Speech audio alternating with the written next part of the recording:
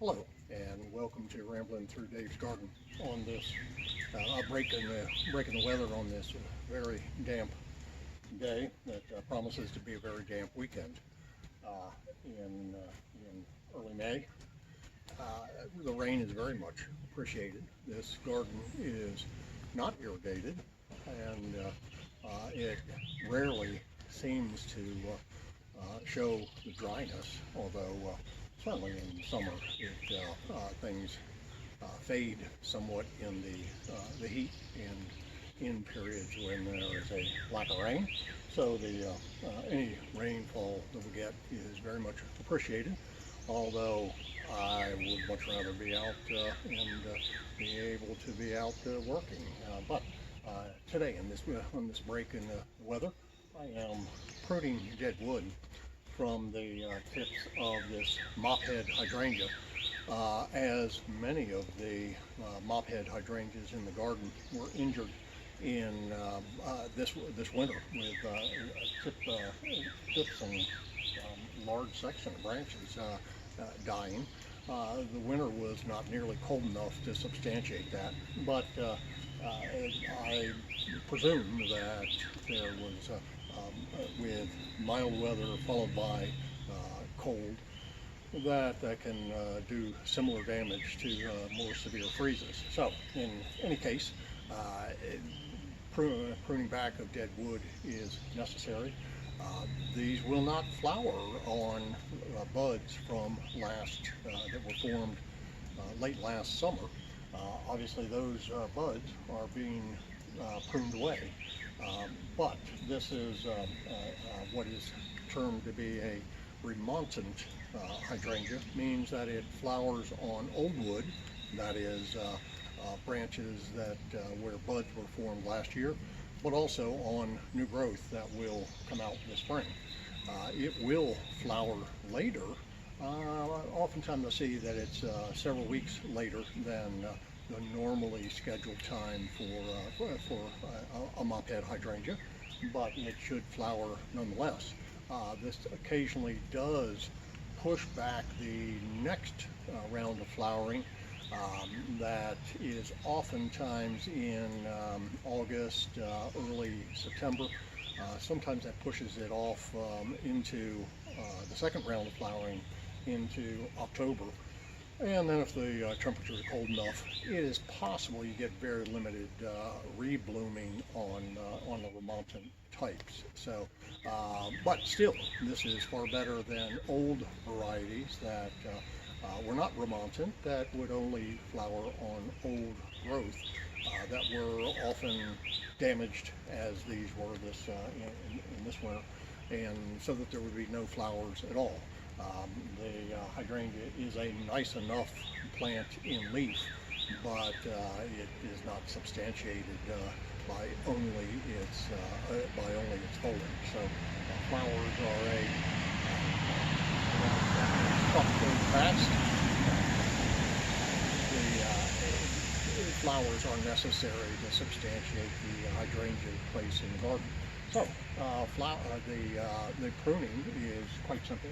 We take the pruners and go down to the first leaf and prune back as close to that as is possible. In some cases, this is a branch that has probably been long dead. We can take it all the way down, but others we just need to cut back. In this case, where there's a very small leaf, I may go ahead and take it back a little bit further. And unfortunately, in doing this, and I am somewhat of an impatient pruner.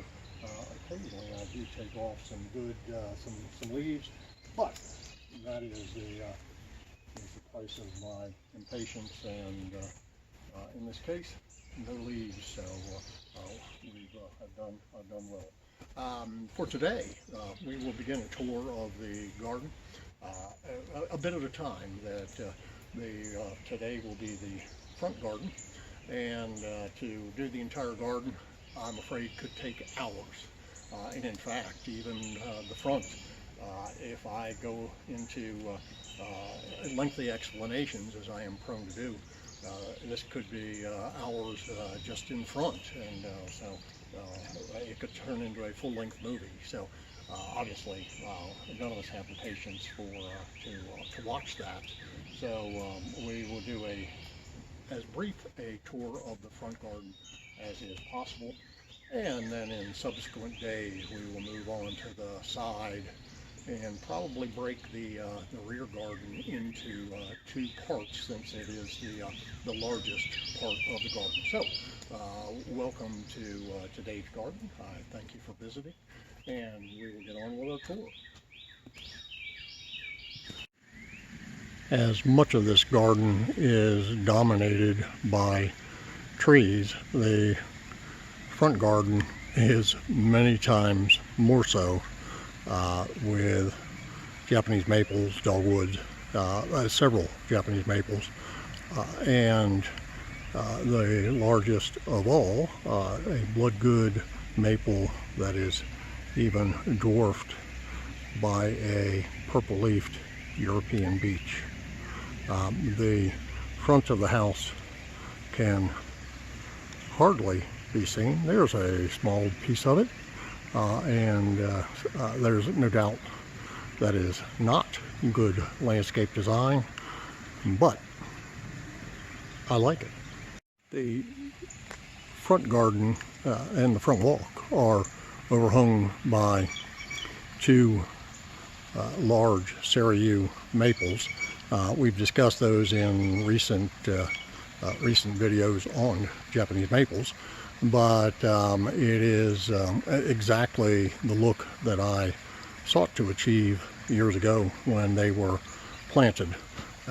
On the beneath the maples is not a pleasant sight at the time. A dwarf bamboo has long been planted here, and last year it was getting a little bit too out of control, so it was chopped back, and so it is now in the midst of growing back. Within a couple weeks it will be lush and beautiful. It is hemmed in by the house, the driveway, the walkway, the dry laid Pennsylvania flagstone walkway does allow some bamboo to grow beneath it, but with this dwarf, it does it very sparsely, and it is thus easily controlled.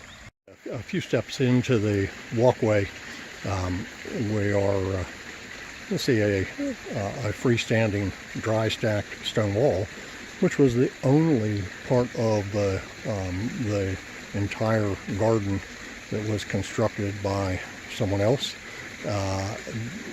There are a number of hostas and hellebores through this area. Of course, the hostas have just filled in within the last few days,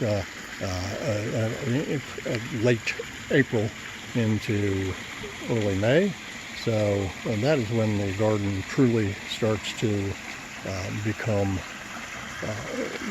look full, that after being looking sparse for months over the winter and early spring. The pond here is one of 5 in the garden. It's not, I guess it perhaps is the smallest of the water features, but then it continues with a small patio and to the blood-good maple overhanging the front entrance. Throughout this area of the garden, there are many, again, hostas, hellebores, but also a variety of Solomon's seals and various other ground covers. There is planting of the Allegheny spurge, Pachysandra, the native Pachysandra, through here, and which is a little bit on the slow side, but it seems to be gaining some momentum now. And then this goes to a planting of epimedium that will tolerate the dryness beneath the roots of this huge European beech. A Chionanthus virginicus, our native fringe tree, will soon be flowering. It is just showing its first signs. And as we move to the edge of the front garden, there is what has proven to be a very shade-tolerant Japanese umbrella pine, Cyadopodes verticillata, that unfortunately, a year or two ago, lost a considerable part of the top, but of 3 trunks, one was snapped off in an ice or snowstorm, whatever. In particular in the shade, it's hardly evident.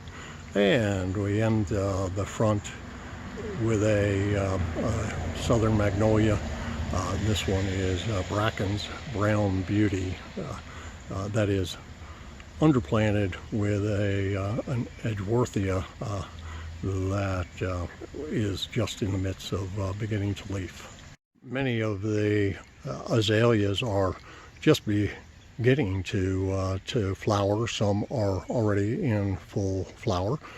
These are Encore Azaleas, of course, that will flower now and again in starting usually in late October to or late August, excuse me, into all the way into October. We have various Calicanthus in this planting that is under a big leaf magnolia, that is Magnolia macrophylla, that has lost its lowest branch finally, and as it has become overly shaded, and so now that first branch with gigantic leaves and flowers starts at about 20 feet up, so there will be no video of that today. So that is as quick a tour of the front garden as I can manage, and soon we'll be back to see the side garden and the rear. And I thank you for visiting Rambling Through Dave's Garden, and please stop by again.